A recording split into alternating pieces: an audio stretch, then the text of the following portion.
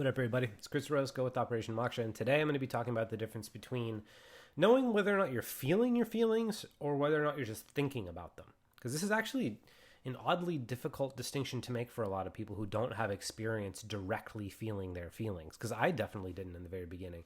When I was learning shadow integration, I didn't know the difference between... I had never really even attempted to feel a feeling before. I didn't really know how to do that conscientiously. And so there's something that I run into a lot of times with people when we talk about processing or things like that. A lot of people don't know the difference between processing and ruminating, and that can really keep a lot of people stuck in a lot of different ways. Because the thing about directly feeling your feelings is they move through you as a result of that. When you really make a connection with them and you connect to them, what happens is they open up and they'll immediately want to flow through you because they're like water and you're kind of like a hose. And so if you keep your emotions stuck in there and you refuse to feel them, you kind of kink your hose a little bit. But as soon as you make connection with it, you're unkinking that hose and all that energy is going to want to flow through you. And if you allow that to happen, it will leave your body and it will be gone. And if you make that a habit, eventually you keep releasing more and more and more until you get to the very bottom and you find the part of you that holds the initial pain.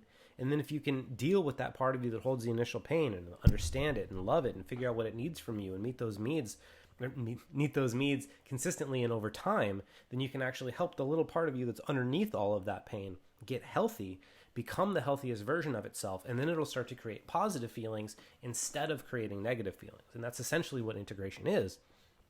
But in order to do that kind of digging, where you're kind of like draining your tank of negative emotion, so to speak, is you have to connect to it.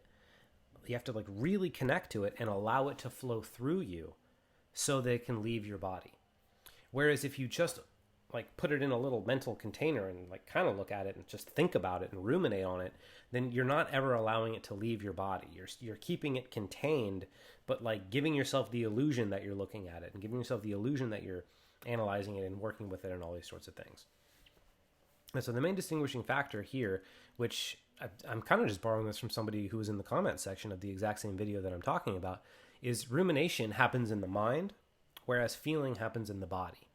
Where if you can't directly, like anger or sadness, right? Like a lot of people have experienced, I think everybody's experienced anger in their lives for the most part. And for the most part, just about everybody's experienced sadness. And those are things that you can feel directly. And sometimes you just are sad. Sometimes you just are angry. And that's okay, and that's beautiful, and that's what direct feeling is, because you allow yourself to have the experience, it flows through you, and it passes, and then it's done. Whereas, especially with anger, a lot of people that I work with have the proclivity to have anger in them, but not feel safe feeling it, and not feel safe expressing it, and so they kind of just like pretend it doesn't exist and hold it off to the side, and they're aware of the fact that they're furious, and maybe they're like even lashing out at somebody. And they think that they'll be expressing their anger because they're lashing out at somebody or something like that. But actually, the reason they're acting the way they are is because they refuse to feel the anger, which makes it act out even more in order to get some kind of recognition or something like that. So it's like a secondary thing where repressed anger shows up in a really dysfunctional way, but anger felt directly can speak truth. And it can set boundaries, and it can do all kinds of really powerful, precise things that when felt directly can be healthy, but when held off to the side can create a lot of really unhelpful things and unhealthy things. So for me, the biggest distinction is like, if you think you're feeling something, is it moving through your body? Do you feel it in your body? Can you genuinely connect to the part of you that feels the way that you feel? And here's a great way to do it. Because even a lot of people don't have experience with this. And so one of the things that I ask people is they'll be like, okay, how do I feel this feeling directly? I'm like, well, what feeling do you want to feel directly? And it's like, well, it's like, I want to feel my anger. It's like, okay, well, how do you even know that you're angry? And then they'll tell me this, oh, because I have this burning in my stomach. And it's like, okay, cool. So pay attention to the burning in your stomach or the tightness in your chest. Or whatever it might be. People experience different emotions differently. Sometimes for people, anger lives in the back of their head. Like it can be anywhere. For me, it's in my right hip is where I keep all my anger, oddly enough. And so if you just ask yourself the question of like, how do I even know that I'm experiencing this? You'll give yourself some kind of visceral somatic experience. And when you identify that visceral somatic experience, what you can know is that all the parts of you that hold that anger or hold that feeling are in there. And if you hold your awareness on that somatic experience, eventually it'll give way to feelings. And then if you keep your awareness on it and allow those feelings to move through you, then you'll start to become aware of thoughts. And if you start to analyze those thoughts while the feeling still moves through you, then you'll start to get needs. And then you'll start to get actual things that give you a narrative of who this part of you is and what it's really all about and what it needs from you and how you can take care of it. And then if you take care of it, you do the thing that I said earlier of turning it into its healthiest, happiest version. But that really all comes from that first initial step of being willing to keep your awareness on the sensation in your body that lets you know that you're feeling a feeling. And it'll be uncomfortable, especially in the beginning when you're not used to this.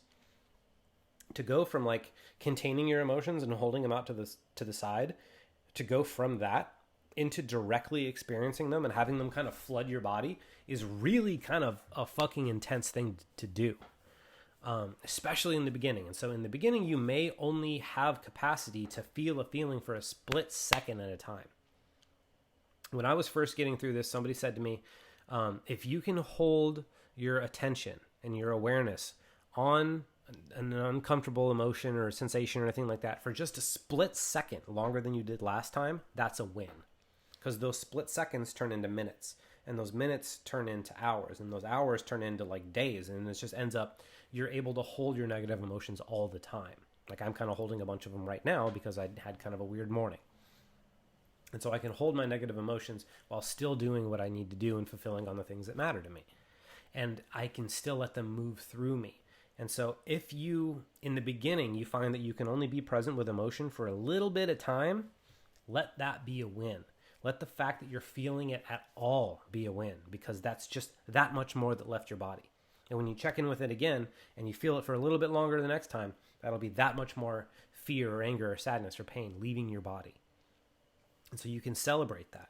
And for an advanced move, like if you're going to have the things leaving your body, it kind of creates a vacuum. So I choose to fill that vacuum with positive thoughts. So it's like as I'm feeling my feelings and I'm letting them all leave my body, I tell myself positive things to fill that space where the negativity used to be. I can make a whole other video on that. But the main thing that I want to distinguish here is, are you feeling your feelings to the point where they can move through your body, or are you experiencing a more mental process? And if you're experiencing the more mental process and nothing's really moving through you and you're not getting any catharsis and nothing's leaving your body, then all you have to do is pay attention to like, okay, so this thing that I'm using my mind to analyze and ruminate on and think about, where is it in my body? Where does this thing originate from? And then if you can't answer that question, just ask, how do I know I'm even feeling this in the first place? And a lot of times that'll lead you to a somatic experience. And if you keep your attention on that somatic experience and lightly keep your attention on it, just gently keep your awareness on it. Just be aware of the thing. Be as accepting of it as you can possibly be. Give it plenty of space to be itself and do what it needs to do. But keep your awareness on it and try to connect to it from your awareness. And if you connect to it from your awareness, you will feel something. It'll feel like a jolt. Or you'll be like, oh, fuck. Like, okay, there's the feeling. Like, shit, I wasn't feeling that before. And you'll be a marked, noticeable somatic experience when you genuinely connect to it with your awareness. And if you can hold that awareness, that for however long you hold that awareness is the amount of pain or anger or whatever that will be leaving your body. So the more awareness you hold on it, and the more you kind of like let it move through you, like sometimes I like move my arms out of the way because energy needs to move and shit. And the more you connect to it with your awareness while letting it move through you, that stuff will be gone, and you can replace it with something positive, and you can have all that pain that used to guide your decisions and color your perspective in all these really weird ways and make you do all kinds of weird stuff. Like the pain that used to drive that will be gone. And the new, more positive things that you tell yourself will be the things that you use to make your decisions from the next point. And that's kind of integration work in a nutshell. So I hope this at least somewhat illuminates the distinction between feeling and thinking and ruminating, and helps you. And if you are in the ruminating and thinking perspective, I hope this at least gives you somewhat of a bridge from one to the other. Because once you start expressing these things and getting them through you and really processing them out of your body, like the shifts that you feel